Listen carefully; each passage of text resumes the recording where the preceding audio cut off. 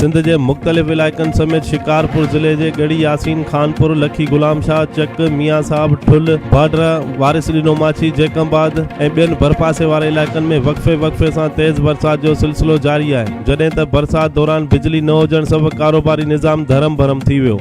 बरसात सबबि स्कूलनि ऐं कॉलेजनि जा शागिर्द तालीम खां मुतासिर थी विया। बरसात खां पोइ थधि में इज़ाफ़ो अचण करे माण्हुनि घरनि ताईं महदूद